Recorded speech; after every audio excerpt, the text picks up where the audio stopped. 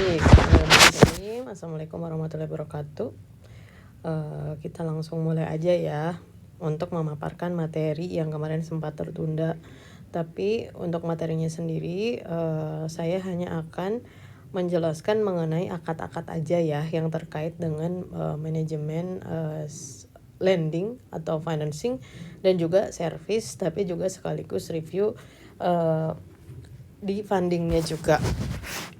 Karena untuk materi itu insya Allah yang lainnya selain yang akad-akad ini bisa dibaca aja ya melalui materinya. Nanti materinya akan di-share juga. Manajemen funding, financing, dan service. Seperti yang sudah kita pelajari sebelumnya bersama gitu, bahwa kegiatan perbankan syariah itu meliputi ketiga manajemen ini ya. Ada manajemen funding, financing, dan service. Manajemen funding sendiri itu adalah ketika bank itu bertindak atau berperan sebagai lembaga yang menghimpun dana dari masyarakat. Itu funding ya.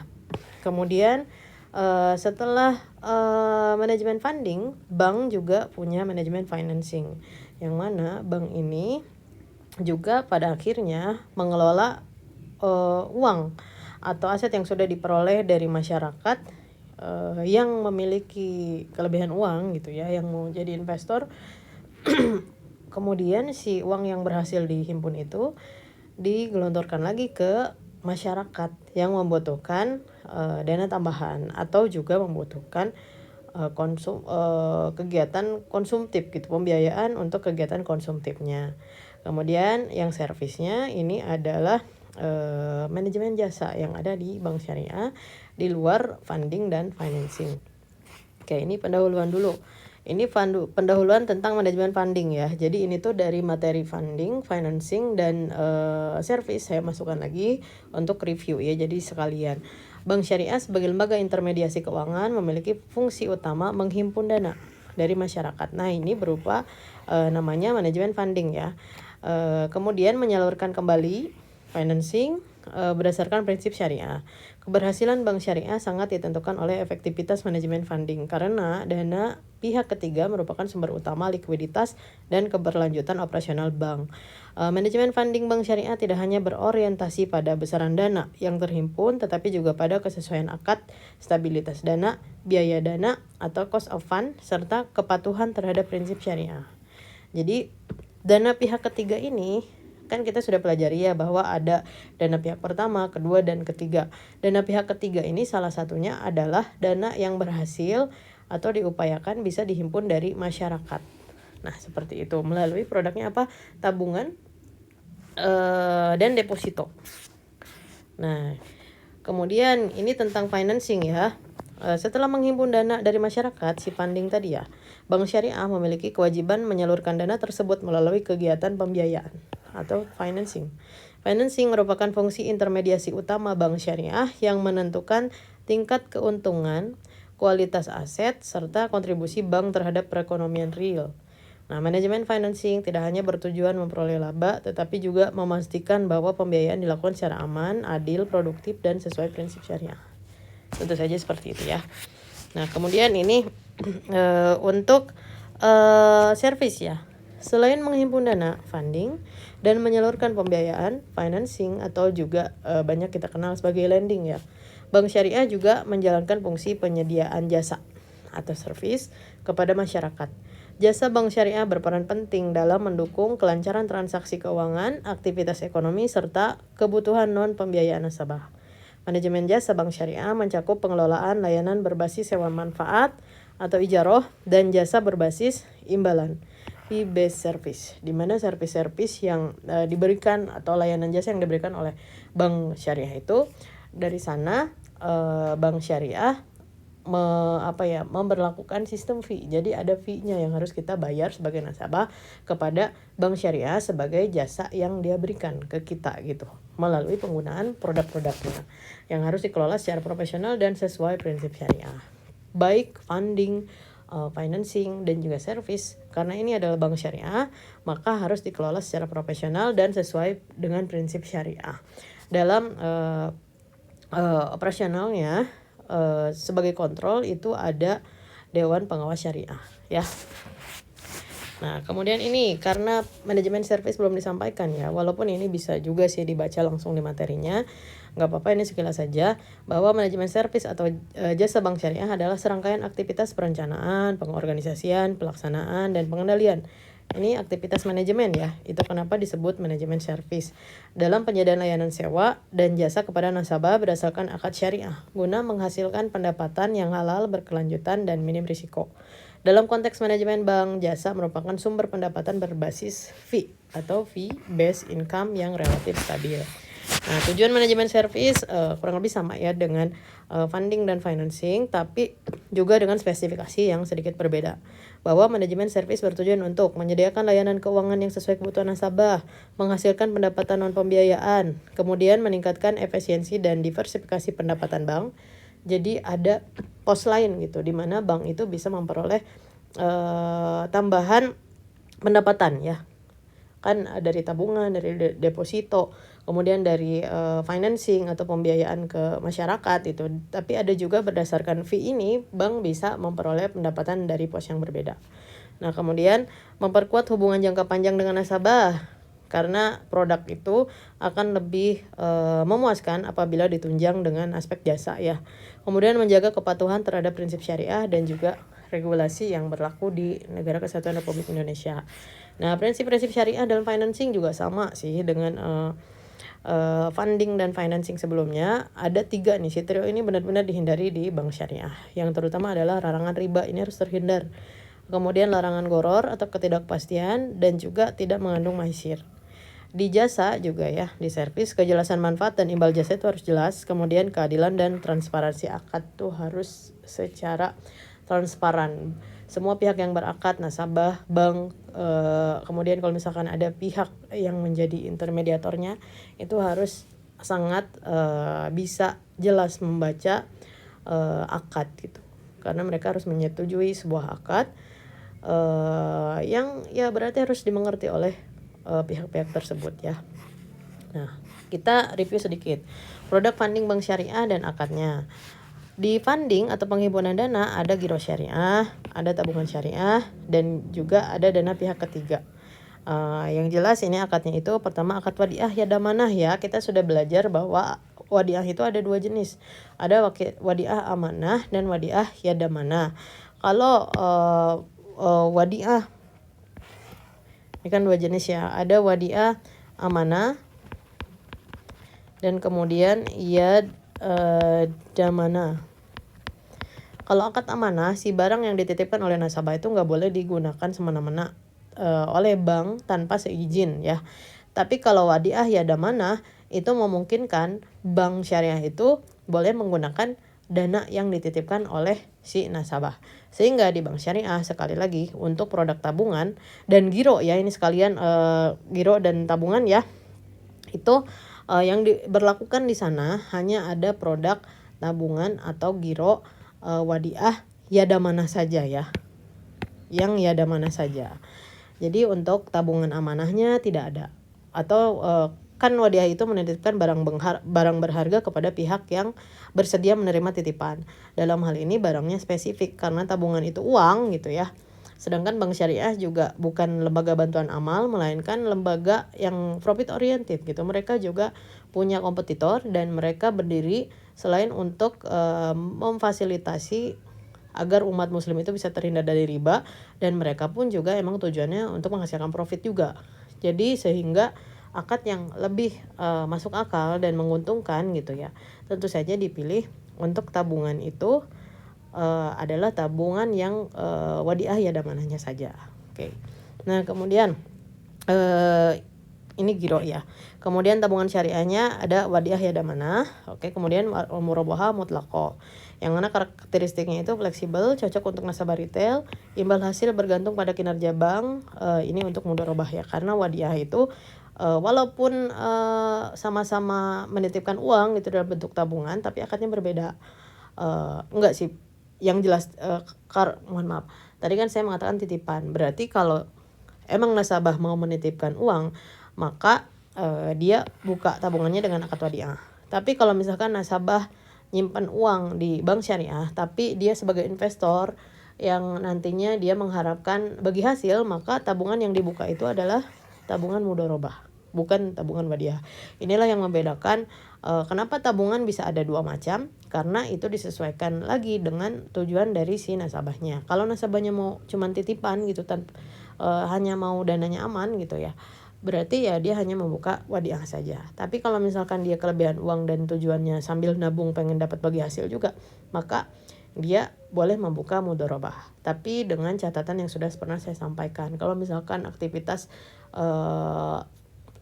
lalu lintas keuangan kita itu produktif gitu ya, maksudnya pemasukannya besar, kita bisa nabung besar, maka lebih disarankan kita buka tabungan mudharabah sehingga dapat bagi hasilnya juga yang besar. Bagi hasilnya besar juga karena bagi hasil di bank syariah itu berdasarkan persentase ya. Persentasenya itu dihitung dari dana yang kita simpan di bank syariah. Oke, ini nggak usah dijelaskan ya. Yang jelas poinnya adalah untuk produk funding ini hanya ada dua akad, yaitu akad wadiah dan juga akad mudharabah. Yang mana wadiah itu titipan basisnya ya, kemudian kalau mudharabah emang mau investasi. Sehingga nyimpan uangnya tuh kita sebagai investor. Oke. Nah, berikutnya produk financing bank syariah dan akadnya. Pembiayaan jual beli ini dengan murabahah. Murabahah ini adalah nama lain dari jual beli. Jadi untuk jual beli akadnya adalah murabahah. Ada uang, ada barang, harga terkunci, barangnya jelas, spesifik, tidak menyalahi aturan syar'i. Kemudian kedua belah pihak yang berakad saling memahami, saling setuju, saling mendapat keuntungan dari transaksi tersebut, maka itu adalah murabahah atau jual beli ya. Nah, karakteristiknya pendapatan bank bersifat pasti. Pastinya tuh karena apa? Karena ketika bank itu berjual beli dengan nasabah, harganya kan harus pasti ya. Sehingga dengan kepastian harga itu, keuntungan dan resiko dari keuntungan bagi pihak bank dan juga resiko margin ya yang harus dibayarkan oleh nasabah itu jelas gitu. Mau dicicil walaupun nanti mau dibayar secara cicilan itu udah jelas, karena dilarang harga yang sudah disepakati untuk berubah di kemudian hari. Nah, kemudian resiko relatif rendah, iya karena lebih pasti ya. Banyak digunakan untuk pembiayaan konsumtif dan modal kerja.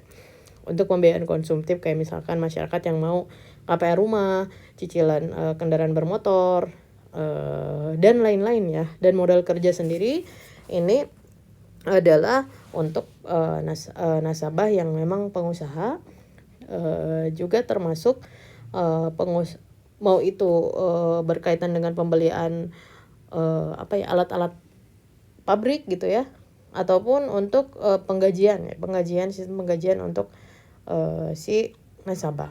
Nah, kemudian pembiayaan bagi hasil, akadnya ada mudharabah dan musyarakah. Ini mirip ya, dua-duanya ini adalah akad yang berkaitan dengan kerjasama usaha. Minimal dua pihak ya yang terlibat, minimal dua, bisa jadi dua atau lebih ya pihak yang berakad, yang mana dua-duanya ini bisa modalnya bisa full dari bank, bisa juga modalnya itu sebagian dari nasabah. Yang jelas yang pemilik modalnya itu lebih kepada bank syariah. Jadi di akad mudharabah itu ada sohibul mal ya dan mudharib. Sohibul mal ini adalah apa? Kita nih sohib mal berarti si sahabat yang punya harta. Jadi ini adalah investor. Nah, mudharib ini adalah pelaksana usaha. Nah, si mudharib ini lebih kepada si nasabahnya, dan investornya adalah si bank syariah. Jadi nasabah itu butuh suntikan modal misalkan ya, jadi dia pergi ke bank syariah untuk mendapatkan bantuan modal. Sehingga dalam hal ini si investornya adalah sahibul malnya itu adalah si bank syariah, dan mudharibnya itu adalah pelaksana usaha atau si nasabah yang si pebisnis dari kalangan nasabah. Kemudian bagi hasilnya gimana? Ya bagi hasilnya berupa nisbah ya. Nisbah yang disepakati oleh kedua belah pihak yang berakad ini.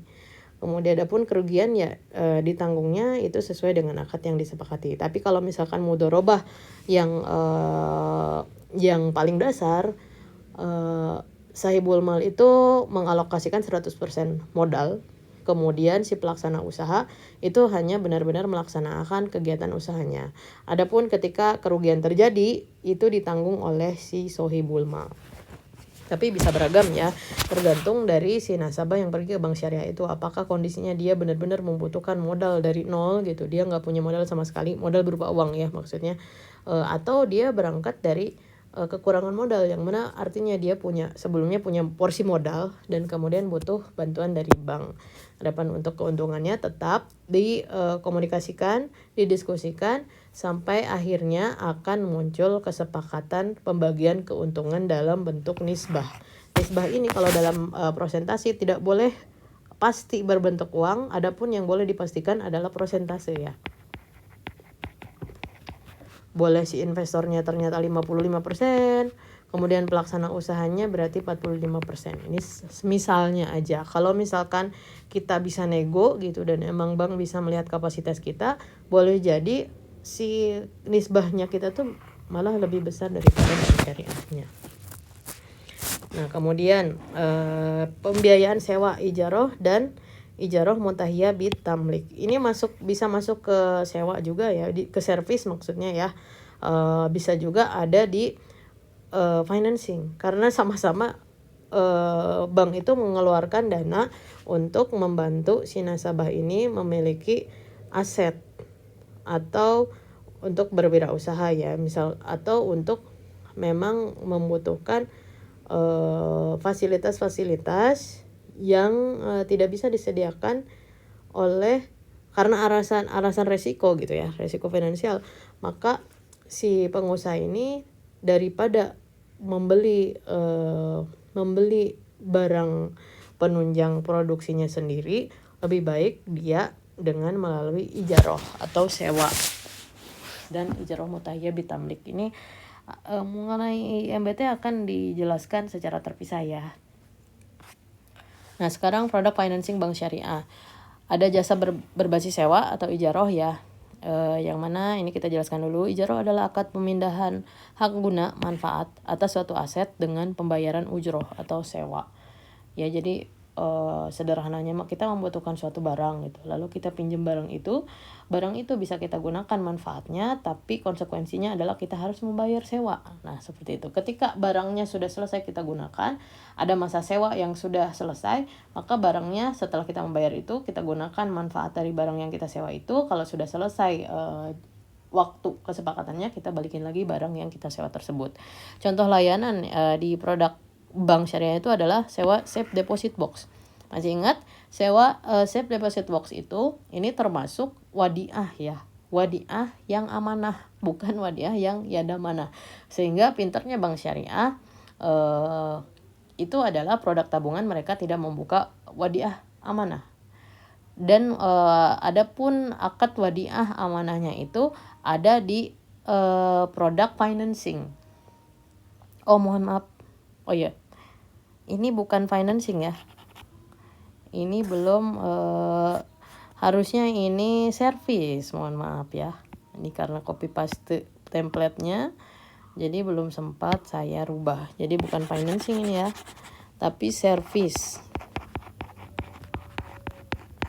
Oke, yang ini juga sama, bukan financing, tapi service. Nah, sewa safe deposit box berupa nitipin emas batangan ya, logam mulia, kemudian surat-surat berharga, sertifikat rumah, dan lain-lain itu kita diperkenankan untuk sewa safe deposit box di bank ya. Kita simpan di sana agar lebih aman. Nah, kemudian sewa mesin edisi ya, itu juga sewa, dimasuknya kalau kita menggunakan tuh ada fee-nya gitu, ada sewanya yang harus kita ada fee yang harus kita bayarkan berdasarkan prinsip sewa itu. Kemudian sewa aset pendukung transaksi juga itu ya. Kemudian karakteristik manajerialnya, pendapatan bank berasal dari ujroh. Yang mana ujroh ini adalah sewa. Risiko relatif rendah, membutuhkan pengelolaan aset yang baik. Kemudian jasa berbasis perwakilan atau wakalah. Wakalah adalah akad pelimpahan kekuasaan ya. Pelimpahan kuasa dari nasabah kepada bank untuk melakukan suatu tindakan. Contohnya transfer dana, kemudian inkaso, letter of credit syariah, pembayaran tagihan. Ini ketika kita menggunakan mobile banking gitu untuk mentransfer gitu kan, itu tuh sebetulnya bank juga memberlakukan biaya administrasi dan itu dianggap jasa. Dan dari jasa itu kita membayar gitu, yang mana pembayarannya itu mungkin bisa secara bulanan gitu. Setiap bulan kita itu kan dikenakan biaya administrasi, dan dari mana itu? Nah, bank syariah hitungannya dari sini. Nah, karakteristik manajerialnya, pendapatan berupa fee. Ada fee ya untuk bank syariah. Bank tidak menanggung risiko usaha, fokus pada kecepatan dan akurasi layanan. Kemudian yang berikutnya, jasa berbasis penjaminan atau kafalah. Kafalah adalah akad penjaminan bank terhadap kewajiban nasabah. Contohnya bank garansi syariah, jaminan proyek, dan jaminan tender. Untuk pelaku usaha yang menengah ke atas gitu ya, itu biasanya membutuhkan ini, dan ini boleh pergi ke bank syariah. Karakteristik manajerialnya adalah pendapatan berupa fee kafalah. Jadi ada jasa, bank syariah memberikan jasa tuh nggak cuma-cuma, tapi ada fee-nya juga. Nah, risiko reputasi dan risiko klaim ya. Kemudian membutuhkan analisis kelayakan nasabah. Yang berikutnya adalah jasa berbasis titipan, wadiah non-dana. Nah, wadiah dalam jasa non-dana berupa penitipan barang atau dokumen. Ini yang safe deposit box tadi salah satunya. Contoh layanannya itu adalah penitipan dokumen berharga, safe deposit box dikombinasikan dengan ijarah. Jadi kita nitipin, si bank itu memberikan jasa, dan kita dikenakan biaya pemeliharaan dari dana atau biaya sewa dari si safe deposit box itu ya. Proses manajemen servis bank syariah di perencanaan, penentuan jenis layanan jasa, penetapan tarif ujroh dan fee, kemudian penentuan target pasar. Di pelaksanaannya, penandatanganan akad jasa, penyediaan layanan sesuai kesepakatan, kemudian pemberian layanan operasional. Ini bisa beragam ya, karena sesuai hasil dari negosiasi dari si nasabah dan juga bank. Kemudian pengendaliannya, monitoring kualitas layanan, pengawasan kepatuhan akad, dan evaluasi kepuasan nasabah. Risiko dalam manajemen financing, ada risiko operasional, reputasi, kepatuhan syariah, dan hukum, yang masing-masing ini tuh harus dikelola dengan baik oleh bank syariah ya. Kemudian manajemen jasa menekankan ketelitian, proses, dan kualitas layanan, bukan risiko gagal bayar seperti pada financing. Peran manajemen dalam servis itu POAC ya, karena ini manajemen gitu. Planning, desain layanan desain layanan dan tarif, kemudian pembagian fungsi layanan, untuk evaluatingnya, pelaksanaan jasa kepada nasabah, controllingnya, pengawasan kualitas dan kepatuhan. Manajemen jasa bank syariah merupakan pelengkap strategis fungsi funding dan financing melalui jasa, sewa, dan jasa layanan. Bank syariah memperoleh pendapatan yang stabil, meningkatkan kualitas layanan, serta memperkuat peran sebagai lembaga keuangan yang amanah dan profesional. Nih, regulasi nasionalnya kurang lebih sama ya. Ada di Undang-Undang Nomor 21 Tahun 2008 dengan masing-masing poin spesifik untuk funding, financing, dan service. Ini untuk yang servisnya di undang-undang yang sama ya. Pokok pengaturannya, bank syariah diperbolehkan menyediakan jasa perbankan berbasis akad syariah. Seluruh produk dan layanan wajib merujuk pada fatwa. Bank syariah wajib memiliki dewan pengawas syariah. Sehingga implikasi terhadap manajemen jasanya itu adalah jasa seperti ijaroh, wakalah, kafalah, dan wadiah memiliki dasar hukum nasional. Setiap layanan jasa harus memiliki akad yang jelas dan sah secara syariah. Regulasi nasionalnya ada dari OJK. Ini kok 2 ya, mohon maaf ini salah. Ini 1 dari OJK. Kemudian yang keduanya dari Bank Indonesia. Kemudian yang ketiganya adalah ketentuan perlindungan konsumen jasa keuangan, ini juga melalui regulasi OJK. Dan yang kemudian yang tidak kalah pentingnya itu adalah peran Dewan Pengawas Syariah. Berarti ini kepanjangan tangan dari Dewan Syariah Nasional MUI. Fatwa MUI terkait produk servis. Ini adalah Fatwa DSN MUI nomor 9 tentang ijaroh, Fatwa DSN nomor 10 tentang wakalah, nomor 11 tentang kafalah. Kemudian nomor 1 tentang giro ya, karena di giro juga ada jasanya. Kemudian Fatwa DSN MUI tentang tabungan, di tabungan juga ada jasanya ya. Kemudian Fatwa DSN MUI nomor 19 tentang court. Court itu adalah pinjaman kebajikan tanpa imbalan, bersifat sosial bukan komersial. Ini pinjaman lunak ya. Dan biasanya yang memperoleh pinjaman lunak ini adalah masyarakat menengah ke bawah. Harus dibuktikan surat keterangan tidak mampu, RT, RW, dan seterusnya. Nah, ini ringkasan akademiknya. Fatwa DSN MUI memastikan bahwa produk jasa bank syariah memiliki akad yang jelas dan sah secara syariah. menghasilkan pendapatan yang halal, tidak mengandung riba, gharar, dan maisir. Sehingga bagi mahasiswa, manajemen fatwa ini berfungsi sebagai rambu etik dan operasional dalam merancang, menjalankan, dan mengendalikan layanan jasa bank syariah. Peran DPS-nya ini bisa dibaca aja ya di materinya. Yang jelas bagi mahasiswa manajemen, Dewan Pengawas Syariah ini dapat dipahami sebagai fungsi controlling yang memastikan kegiatan pembiayaan berjalan patuh syariah, adil, dan berkelanjutan. Nah, kita ringkas ketiga divisi ini ya. Ringkasan konseptual tentang manajemen funding, financing, dan jasa bank syariah atau servis bank syariah. Manajemen bank syariah dibangun atas 3 pilar utama, funding, financing, dan jasa atau service. Ketiganya saling terhubung dan tidak dapat dipisahkan dalam menjalankan fungsi intermediasi keuangan secara syariah. Intermediasi itu berarti adalah pihak yang ada di tengah-tengah gitu. Dia bisa menjadi perantara yang menghubungkan masyarakat yang kelebihan dana dan masyarakat yang membutuhkan dana. Sehingga dalam prakteknya si bank syariah ini bisa menjalankan peran ganda gitu. Ada kalanya dia sebagai pelaksana usaha gitu ya, ketika dia memperoleh dana dari nasabah berupa tabungan mudharabah, untuk dana itu digelontorkan di financing ya, membiayai usaha-usaha masyarakat termasuk juga memenuhi kebutuhan konsumtif masyarakat. Nah, dan juga dia bisa sebagai investor gitu ketika dia melakukan fungsi si financingnya. Nah, manajemen funding berfokus pada penghimpunan dana masyarakat sebagai amanah yang harus dijaga likuiditas, stabilitas, dan kehalalannya. Dana yang dihimpun bukan sekedar sumber modal, tapi kepercayaan yang menuntut pengelolaan secara hati-hati dan etis. Kemudian nih, manajemen financing berfokus pada penyaluran dana ke sektor real. Jadi sektornya itu benar-benar ada. Selain ada kemudian harus tidak melanggar aturan syar'i ya. Kemudian melalui akad-akad syariah yang adil dan produktif. Pembiayaan tidak hanya dinilai dari tingkat keuntungan, tetapi dari kesesuaian akad, pembagian risiko, serta kontribusinya terhadap kemaslahatan ekonomi umat. Nah, berikutnya ini manajemen jasa atau servis, berfokus pada penyediaan layanan sewa dan jasa. Sewa dan jasa berbasis akad syariah yang menghasilkan pendapatan non-pembiayaan. Jasa menjadi penopang efisiensi dan stabilitas bank melalui fee-based income yang halal dan beresiko relatif rendah. Jadi pendapatan non pembiayaan. Jadi bank itu bisa memperoleh pendapatan dari financing. Jadi apakah bank itu memungkinkan untuk memperoleh pendapatan dari di luar financing? Ada, yaitu dari sewa ini, dari sewa jasa ini.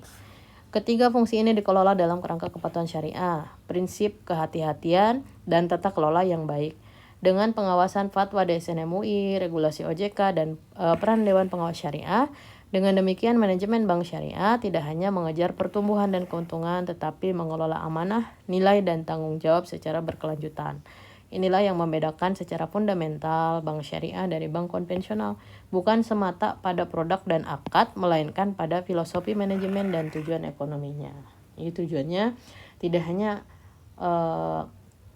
membantu masyarakat dan bank syariah sendiri dalam memperoleh keuntungan, tapi juga memastikan agar transaksi yang dilakukan itu sesuai dengan syariat agama Islam ya, sehingga untuk umat muslim ya kalau kita diminta memilih dengan bantuan siapa kita dalam berekonomi, dalam melakukan kegiatan ekonomi gitu, dalam berwirausaha, sedangkan kita membutuhkan bantuan bank, maka sebagai muslim yang baik tentu kita akan memilih bank syariah dibandingkan dengan bank konvensional, karena tidak hanya keuntungan yang kita tuju gitu yang menjadi sasaran kita, tapi juga keridhaan Allah Subhanahu wa taala dan keberkahan yang mudah-mudahan akan dilimpahkannya gitu dengan pemilihan keputusan bahwa kita lebih merasa aman dengan menggunakan bank syariah. Baik, terima kasih. Jadi ini ya materinya. Materi tentang hari ini tuh lebih ke servis, tapi juga ini mereview materi-materi sebelumnya. Karena setelah diberikan materi funding, financing, dan service, itu butuh juga integrasi dari materi yang mengintegrasikan ketiganya gitu supaya lebih mudah difahami. Baik, demikian ya pemaparan materinya. Adapun mengenai pertanyaan tentu saja tetap boleh diajukan di WhatsApp grupnya. Wabillahi taufiq wal hidayah. Wassalamualaikum warahmatullahi wabarakatuh.